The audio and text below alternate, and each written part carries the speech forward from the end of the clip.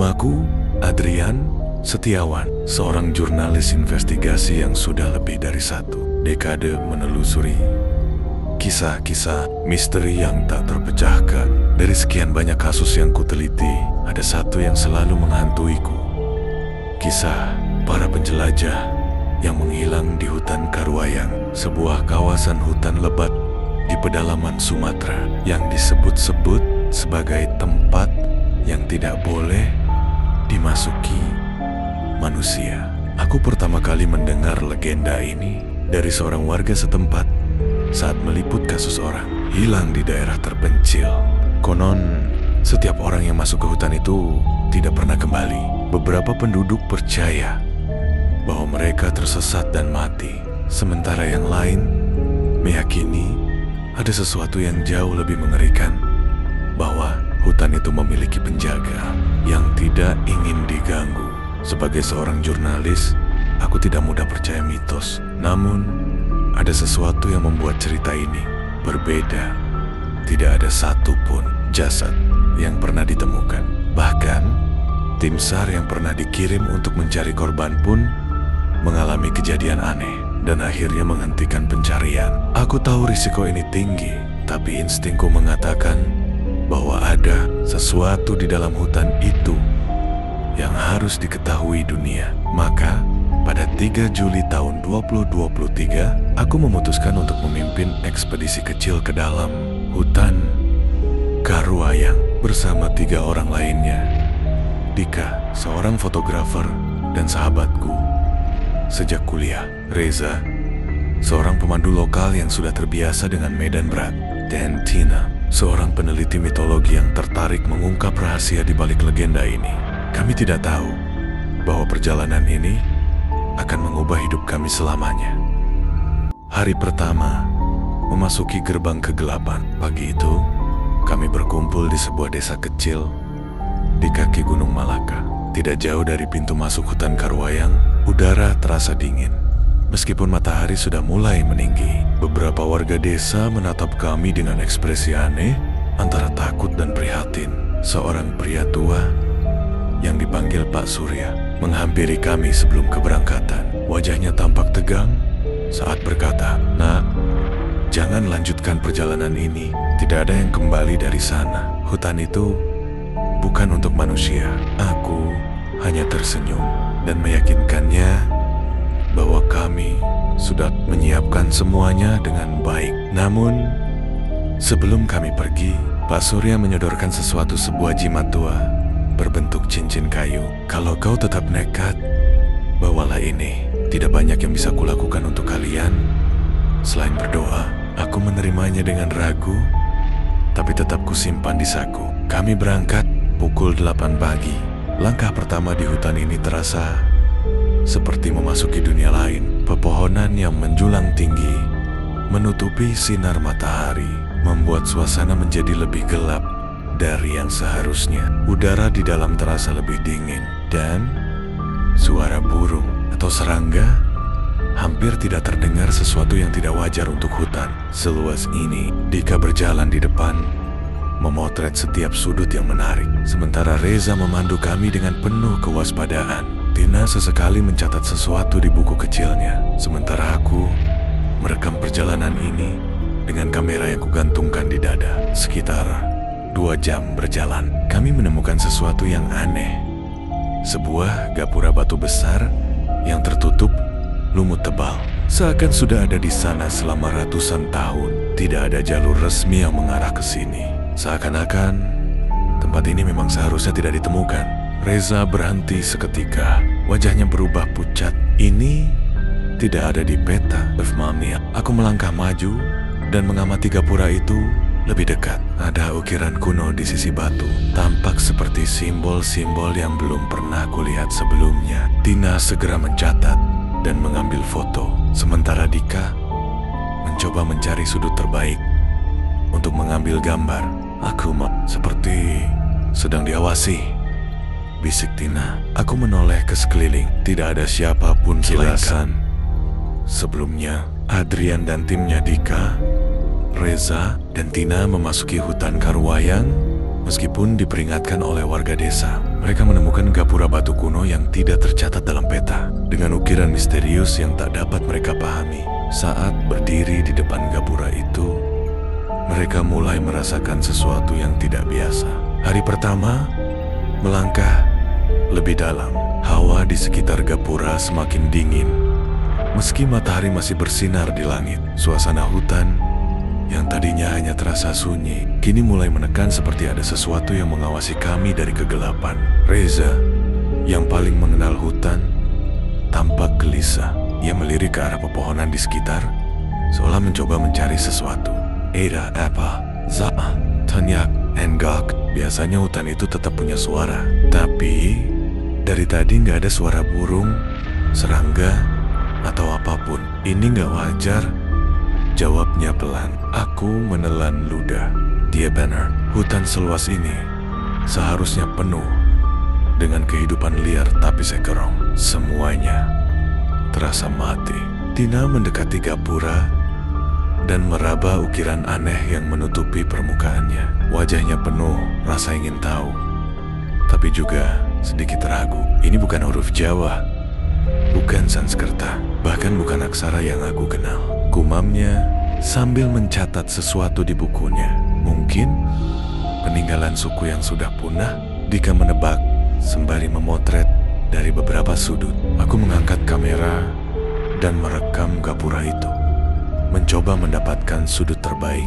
Namun saat layar kamera menampilkan gambarnya, sesuatu yang aneh terjadi. Di layar, aku melihat sosok hitam berdiri di balik pepohonan. Jauh di belakang kami, Reza, ada orang di sana? Tanyaku sambil menunjuk ke arah pohon tempat sosok itu berdiri. Reza menoleh cepat. Ia menyipitkan mata, lalu menggeleng. Nggak ada apa-apa, bro.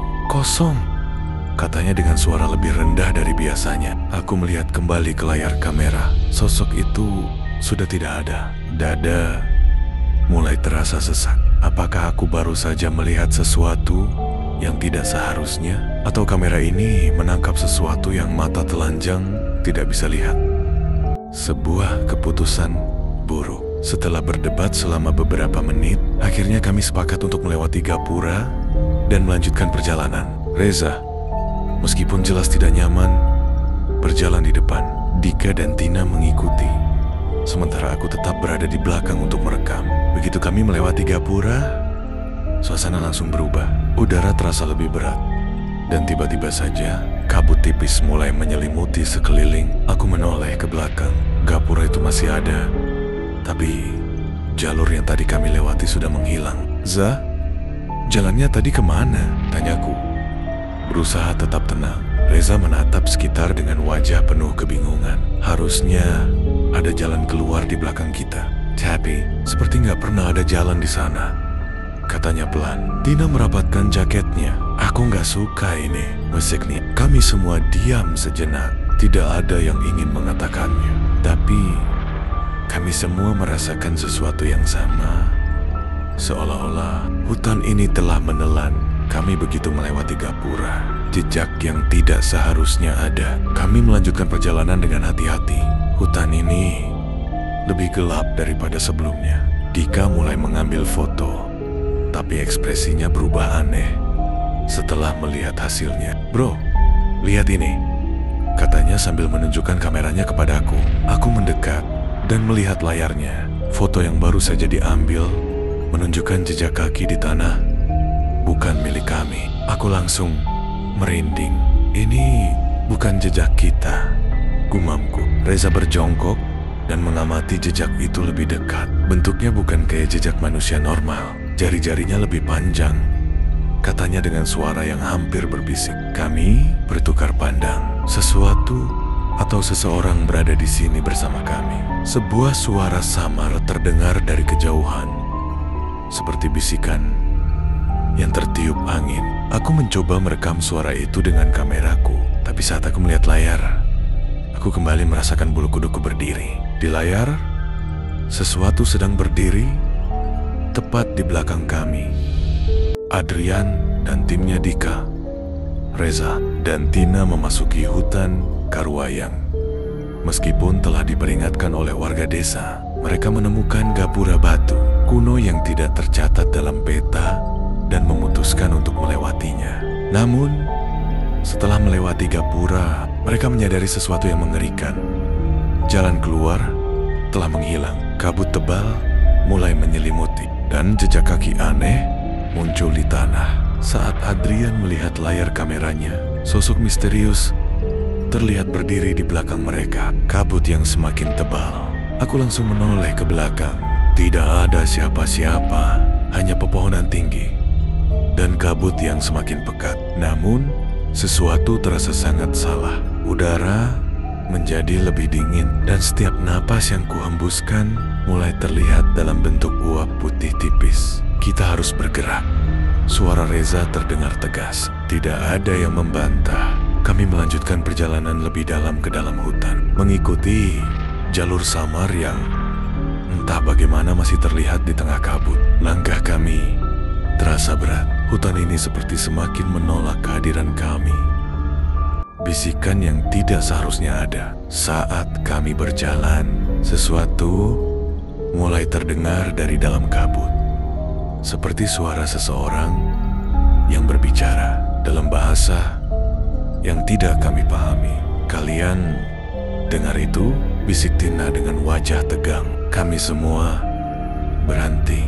Suara itu terdengar jelas, bisikan pelan, namun berasal dari segala arah. Aku mencoba merekamnya, tetapi layar kamera hanya menunjukkan kabut putih pekat. Tidak ada yang bisa kulihat dengan jelas. Dika mulai menyorotkan senter ke arah pepohonan. Cahaya itu menembus kabut untuk sesaat, tapi kemudian langsung ditelan kembali oleh kegelapan. Jangan terpencar. Kita tetap bersama, kata Reza dengan suara lebih rendah dari biasanya. Namun tiba-tiba, suara keras bergema di dalam hutan, seperti sesuatu yang jatuh dari atas. Kami semua tersentak dan langsung berjongkok, mata waspada ke segala arah. Apa itu? Tanya Dika dengan napas memburu. Tidak ada yang menjawab. Kami hanya bisa saling pandang dengan ketakutan. Kabut semakin menebal, dan suara bisikan itu sekarang berubah menjadi seperti gumaman yang lebih jelas. Aku mencoba menenangkan diri dan menajamkan pendengaranku. Saat itulah aku mendengar sesuatu yang membuat darahku membeku. Dari dalam kabut terdengar suara lirih yang berulang-ulang. Pergi sebelum terlambat. Sosok di tengah kabut. Kami mulai bergerak lebih cepat, berusaha mencari jalan keluar. Setiap langkah terasa semakin berat, seolah-olah tanah ini mencoba menahan kami. Lalu, di kejauhan, kami melihat sesuatu. Sebuah siluet berdiri di tengah kabut. Sosok itu tinggi, tubuhnya kurus kering, dan kepalanya sedikit miring ke samping, seolah-olah sedang mengamati kami. Kami semua terpaku. Tina mencengkram lenganku dengan kuat. Aku bisa merasakan tangannya gemetar. Siapa itu? Siapa itu? Desik Dika. Tidak ada yang menjawab. Sosok itu tetap berdiri diam di tempatnya, seolah sedang menunggu. Lalu, dalam hitungan detik, sosok itu bergerak. Bukan berjalan, tapi melayang dengan cepat ke arah kami. Lari! Teriak Reza. Tanpa pikir panjang, kami berempat langsung berlari sekencang mungkin, menembus kabut tebal tanpa tahu kemana kami pergi. Di belakang kami, suara langkah kaki berkejaran, seperti ada lebih dari satu sosok yang mengikuti. Aku menoleh sekilas ke belakang, dan aku berharap aku tidak melakukannya. Bayangan hitam itu semakin dekat. Matanya kesel. Wajahnya tidak memiliki bentuk yang jelas. Aku merasa dadaku seperti diremas, nafasku tersengal, dan kepalaku mulai berputar. Tiba-tiba, tanah di bawah kakiku terasa tidak stabil. Aku tergelincir dan jatuh ke dalam kegelapan. Adrian dan tim ekspedisi Dika, Reza, dan Tina telah melewati gapura batu kuno di dalam hutan Karwayang, hanya untuk menemukan diri mereka terperangkap dalam kabut tebal. Mereka mulai mendengar bisikan aneh yang memperingatkan mereka untuk pergi. Namun, sebelum mereka sempat bereaksi, sosok tinggi tanpa wajah muncul di tengah kabut dan mulai mengejar mereka. Dalam kepanikan, mereka berlari. Tetapi Adrian tergelincir dan jatuh ke dalam kegelapan. Bangun di tempat yang berbeda. Aku terbangun dengan kepala pusing dan tubuh terasa lemas. Perlahan, aku membuka mata. Aku masih berada di hutan. Tapi ada yang aneh. Kabut tebal masih menyelimuti tempat ini. Tetapi sekarang terasa lebih pekat. Udara dingin menggigit kulitku dan suara hutan yang biasanya penuh dengan nyanyian serangga benar-benar menghilang. Aku bangkit perlahan sambil memegang kepalaku yang terasa berdenyut. Tika, Reza, Tina. Suara serak keluar dari tenggorokanku, tapi tidak ada jawaban. Aku mengedarkan pandangan ke sekeliling. Jalurnya berbeda. Pohon-pohon di sekitarku lebih besar dan lebih gelap, dengan akar-akar raksasa yang menjalar seperti tentakel. Daunnya berwarna ungu gelap dan udara di sekitar terasa lebih berat, seperti ada sesuatu yang menekan dadaku. Aku mencoba mengingat apa yang terjadi. Aku berlari. Sosok itu mengejar aku dan sekarang aku ada di sini. Tapi di mana ini? Aku mengambil kameraku. Layar masih menyala, tapi penuh dengan gangguan visual. Seperti ada sesuatu yang mengintervensi sinyalnya. Aku mencoba merekam lingkungan sekitarku, tapi gambar yang muncul di layar berbeda dengan apa yang kulihat. Di layar, hutan ini terlihat lebih gelap, lebih rusak, dan di kejauhan ada sosok-sosok yang berdiri diam mengamatiku. Aku langsung menurunkan kamera dengan jantung berdegup kencang. Saat aku melihat langsung dengan mataku sendiri, tidak ada siapa-siapa. Mereka yang berbisik. Aku menarik napas panjang dan mencoba mencari jalan keluar. Aku berjalan perlahan, mengikuti jalur tanah yang tampak masih bisa dilewati. Namun, setiap langkah yang kuambil terasa semakin berat, seperti ada sesuatu yang menarikku ke bawah. Lalu, aku mendengar sesuatu lagi. Desek. Berbeda dengan sebelumnya, suara ini tidak berasal dari satu arah saja. Bisikan ini datang dari segala sisi. Adrian, langkahku terhenti. Aku membeku di tempat. Seseorang memanggil namaku. Aku menoleh ke belakang dengan perlahan, dan aku melihat sesuatu yang membuat darahku membeku. Dika, Reza, dan Tina berdiri di kejauhan, tapi wajah mereka kalsong. Mata mereka hitam legam. Mulut mereka bergerak tanpa suara, seperti sedang mengucapkan sesuatu yang tidak bisa kudengar. Aku ingin berteriak, ingin berlari ke arah mereka, tapi instingku berkata, itu bukan mereka. Lalu, mereka bergerak, bukan berjalan, tapi melayang dengan gerakan patah-patah menuju ke arahku. Aku panik. Aku mundur beberapa langkah dan hampir tersandung akar pohon. Saat itulah mereka membuka mulut mereka lebar-lebar dan suara terdengar di kepalaku. Kembalikan dia, kembalikan dia. Aku tidak tahu apa yang mereka maksud, tapi aku tidak menunggu untuk mencari tahu. Aku berbalik dan berlari secepat mungkin. Dari belakang, aku bisa merasakan sesuatu mengejarku. Suara bisikan semakin keras, berubah menjadi raungan yang menusuk telinga. Aku terus berlari tanpa menoleh. Namun, tiba-tiba, bam, aku menabrak sesuatu yang keras. Kepalaku berputar, dan pandanganku menjadi gelap seketika. Suara dari kegelapan. Saat aku sadar, aku merasakan seseorang mengguncang bahuku. Adrian, bang. Aku membuka mata dan melihat wajah Reza yang penuh kecemasan. Aku tersentak bangun. Nafas tersengal. Aku melihat sekeliling. Aku kembali ke hutan yang biasa. Tidak ada kabut tebal, tidak ada pohon-pohon raksasa yang menakutkan.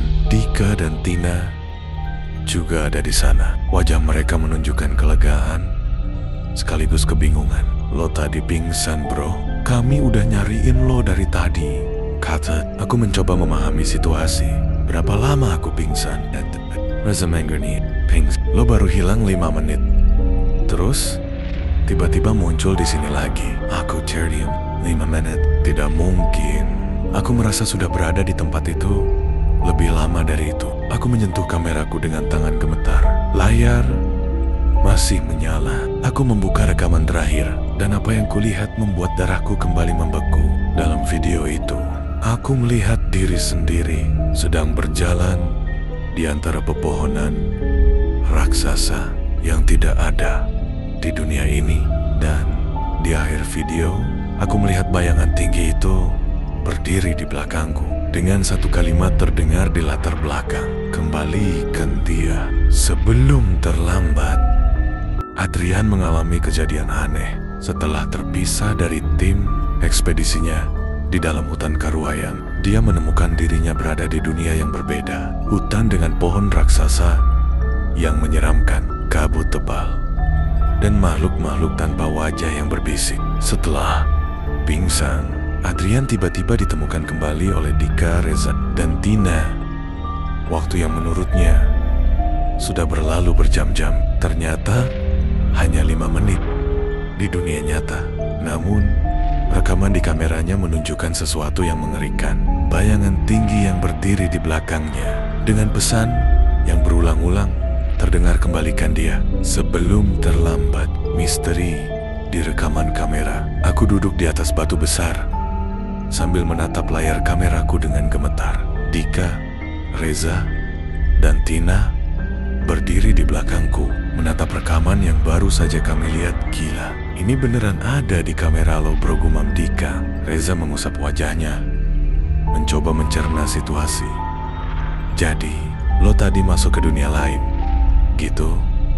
Aku mengangguk. Gua nggak tahu itu apa, tapi semuanya terasa nyata. Hutan yang beda, pohon-pohon raksasa, dan mereka. Aku mempercepat video ke bagian terakhir, di mana suara berbisik terdengar jelas. "Kembalikan dia sebelum terlambat." Tina bergidik. "Taesip, apa maksudnya?"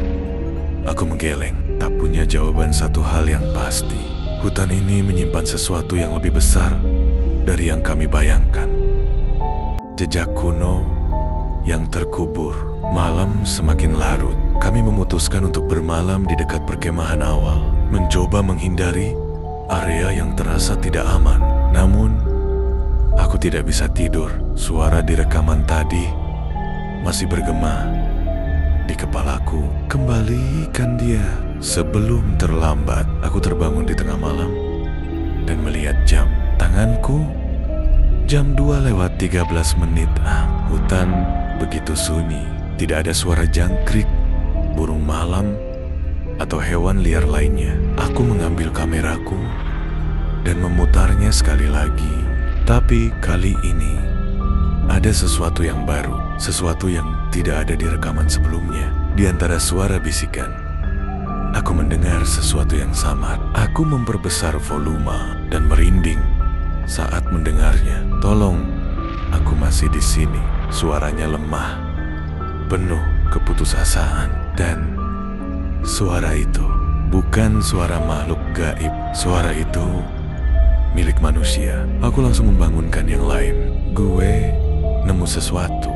Mereka semua duduk melingkar di sekitar kameraku saat aku memutarkan rekaman dengan volume penuh. Saat suara itu terdengar, wajah mereka berubah tegang. "Sial, itu suara manusia, bro," kata Reza dengan napas tertahan. "Tapi siapa?"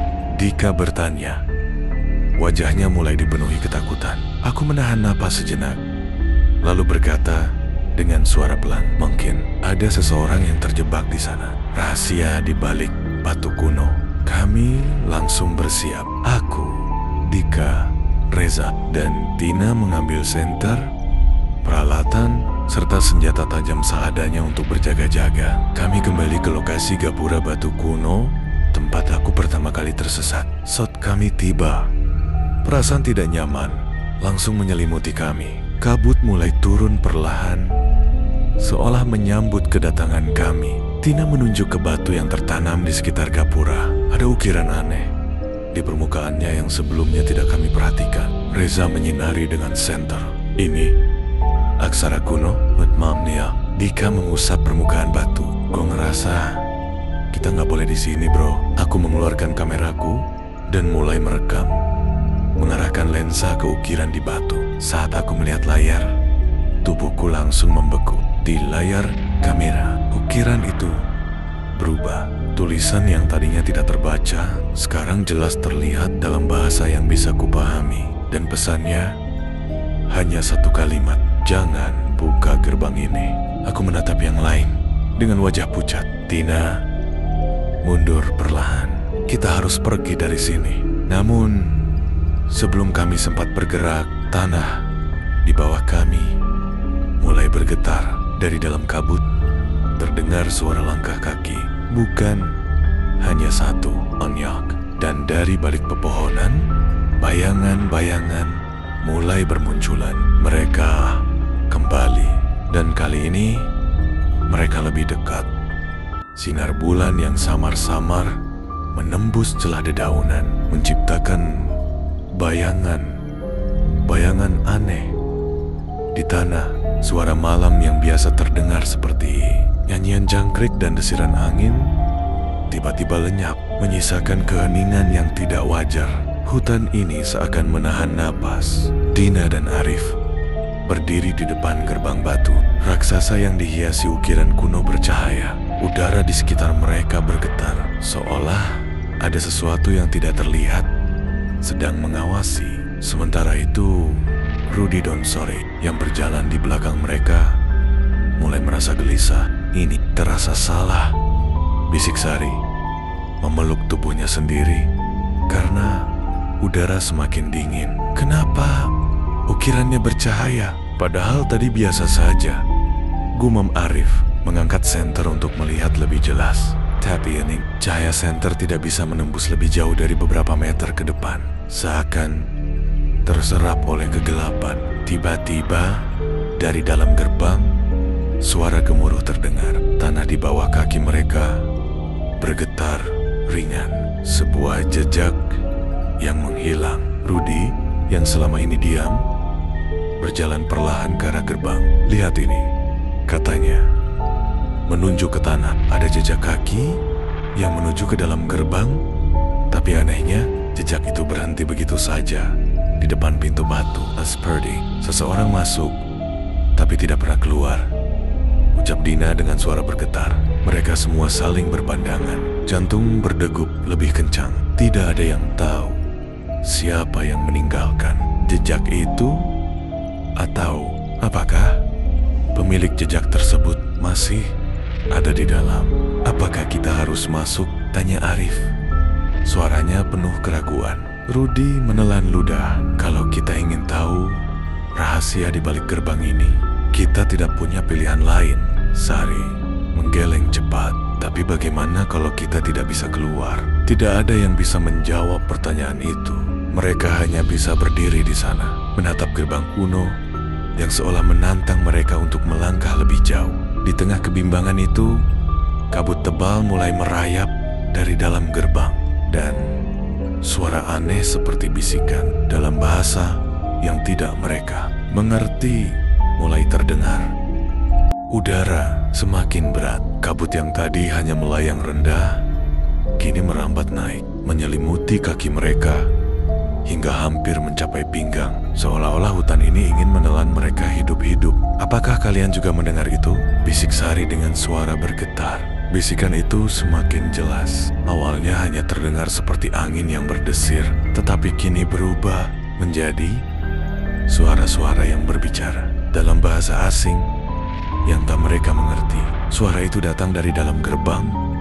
Dari balik kegelapan yang menganga, Arif menyalakan senter dan mengarahkannya ke dalam celah gerbang. Cahaya itu langsung terserap oleh kegelapan, seperti menabrak dinding tak kasat mata. Apapun yang ada di dalam sana sepertinya tidak ingin kita melihatnya, gumam Rudy. Matanya menyipit tajam, memasuki gerbang. Dina menggigit bibirnya.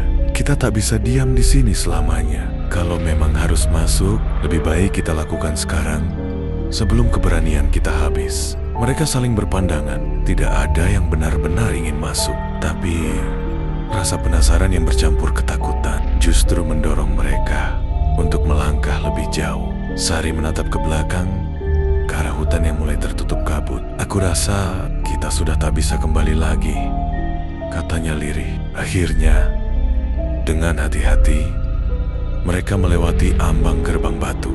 Seketika, seluruh suara dari luar menghilang.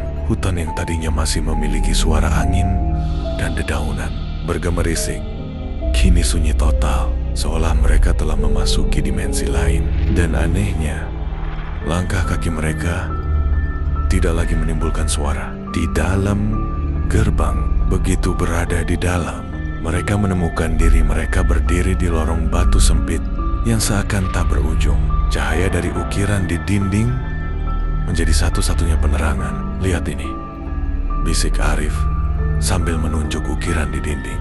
Di ukiran itu terlihat gambar manusia memasuki gerbang yang sama seperti yang mereka lewati, tetapi di akhir ukiran tidak ada satupun yang keluar. Dina menelan ludah. Apa maksudnya ini? Tiba-tiba terdengar suara langkah dari dalam lorong. Jauh di depan mereka, langkah kaki itu berat, menyeret sesuatu di belakangnya. Rudy menyalakan senter lagi, tapi kali ini ada sesuatu di depan mereka. Siluet hitam berdiri diam menghadap mereka, dan perlahan makhluk itu mulai bergerak mendekat.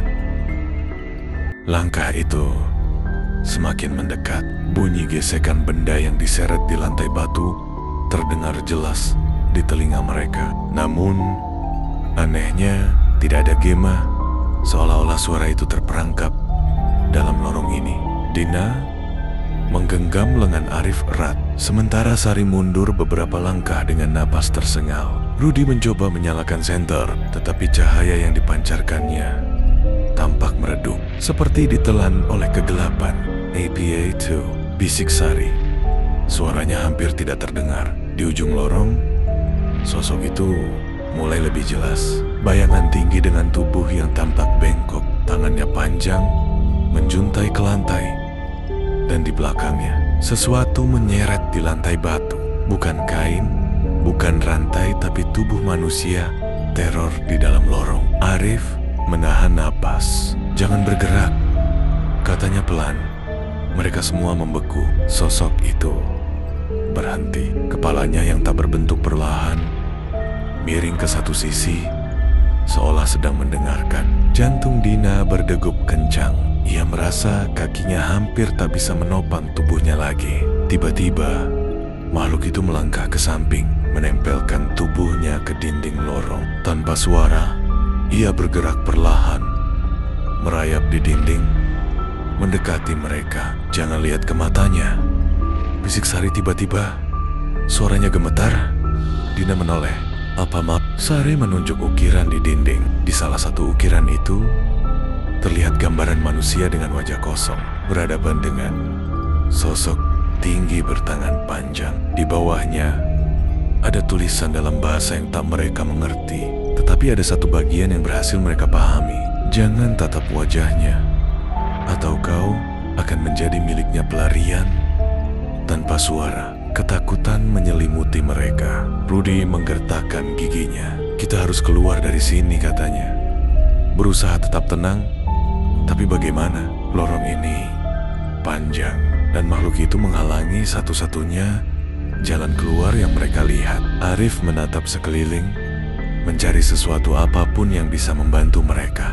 Lalu, matanya menangkap sesuatu di lantai. Sebuah batu kecil, mungkin bagian dari dinding yang runtuh. Ia mengambilnya dengan hati-hati, lalu melemparkannya ke arah berlawanan. Tap-tap, batu itu memantul di dinding dan jatuh ke lantai, menciptakan suara yang mengganggu. Keheningan. Makhluk itu menoleh cepat, tubuhnya menegang. Saat itulah mereka melihat kesempatan. "Sekarang," bisik Rudy, dan mereka semua berlari. Mereka berlari melewati makhluk itu tanpa menoleh. Dina merasa sesuatu hampir menyentuh pundaknya, tetapi ia tak berani berhenti. Langkah kaki mereka tetap tak bersuara. Tetapi di belakang, suara gesekan tubuh yang diseret semakin cepat. Sesuatu mengejar mereka, cahaya di ujung lorong. Di depan, lorong itu bercabang menjadi dua. Tanpa berpikir panjang, mereka mengambil jalan ke kanan. Dan di sana, mereka melihatnya, cahaya redup, seperti pintu keluar. Tapi sebelum mereka bisa sampai di sana, suara di belakang semakin keras. Lalu, semuanya menjadi hitam. kegelapan yang menyergap. Arif merasakan tubuhnya seperti ditarik ke dalam kegelapan yang tak berujung. Nafasnya tersengal, jantungnya berdetak liar, dan suara langkah makhluk itu masih terdengar di telinganya. Meski kini semuanya terasa hampa dan jauh, tiba-tiba tubuhnya menghantam sesuatu yang keras. Brak, Arif terbitak, merasakan rasa sakit menjalar dari punggungnya. Perlahan, matanya menyesuaikan diri dengan keadaan sekitar. Ia tak lagi berada di lorong itu. Di sekelilingnya hanya ada dinding-dinding batu berlumut, diterangi cahaya redup dari obor-obor tua yang menyala dengan api kebiruan. Udara di sini lebih dingin, lebih lembab, dan dipenuhi aroma tanah basah. Arif, suara Dina bergetar. Ia menoleh dan melihat Dina, Sari, serta Rudi juga terduduk di lantai tanpa kebingungan. "Apa yang terjadi?" tanya Rudi. Suaranya penuh ketakutan. Tak ada yang bisa menjawab. Yang mereka tahu, mereka baru saja berlari menuju cahaya di ujung lorong, dan kemudian semuanya menjadi gelap. Sekarang mereka berada di tempat yang berbeda. Ruangan misterius. Sari berdiri dan mengamati sekeliling. Ruangan ini berbentuk melingkar dengan langit yang tinggi dan pilar-pilar besar yang menopangnya. Di tengah ruangan ada sebuah gerbang batu lain lebih besar dan lebih rumit dari yang mereka lihat sebelumnya. Di permukaannya terukir simbol-simbol aneh yang sama seperti di lorong tadi. Namun, di bagian atas gerbang ada sesuatu yang membuat bulu kuduk mereka berdiri. Sebuah ukiran wajah tanpa mata dan tanpa mulut. Hanya rongga kosong yang menatap ke arah mereka. "Ini pasti bagian lain dari kuil ini," gumam Rudi. Suaranya pelan. Dina merapat ke Arif. "Kenapa kita ada di sini? Bukannya tadi kita lari keluar?" Arif menggeleng, mencoba mengingat. "Mungkin ini bukan jalan keluar. Mungkin kita justru masuk lebih dalam." Rudi melangkah mendekati gerbang itu. "Kalau begitu, kita harus keluar dari sini sebelum..." Suaranya terputus. Lantai tiba-tiba bergetar. Udara menjadi lebih berat, seperti ada sesuatu yang bergerak di dalam bayangan. Dan dari balik gerbang batu itu terdengar suara napas panjang dan berat. Sesuatu yang besar sedang terbangun. Sebuah pilihan mengerikan. Sari mundur dengan cepat. "Kita harus pergi." "Tapi kemana?" Dina mulai panik. Mereka menoleh ke sekeliling ruangan. Satu-satunya jalan keluar hanyalah gerbang batu itu. Lantai semakin bergetar. Dari dalam gerbang muncul sesuatu. Bukan sosok yang mereka lihat di lorong sebelumnya, tetapi sesuatu yang lebih besar, lebih menakutkan. Sepasang tangan hitam raksasa merayap keluar dari celah di gerbang. Jemarinya yang panjang mencengkeram sisi batu. Dina menahan napas. Makhluk itu sedang keluar. "Arif, kita harus pergi sekarang," seru Rudi. Arif menatap gerbang itu. Di sisi kiri ada ukiran yang berbeda dari yang lain. Sebuah lingkaran dengan simbol-simbol aneh di dalamnya. Ia mengulurkan tangan, menyentuhnya. Tiba-tiba cahaya merah menyala di ukiran itu. Sebuah pintu kecil terbuka di dinding sebelah kanan mereka. "Temukan jalanmu sebelum gerbang terbuka sepenuhnya." Suara bergema di dalam ruangan. Dina tidak berpikir dua kali. Ia menarik Sari dan berlari menuju pintu kecil itu. Arif dan Rudi menyusul di belakangnya. Di belakang mereka, makhluk di dalam gerbang mulai keluar sepenuhnya. Dan sebelum mereka sempat melihat wujudnya, mereka sudah melewati pintu kecil itu dan dunia kembali berubah.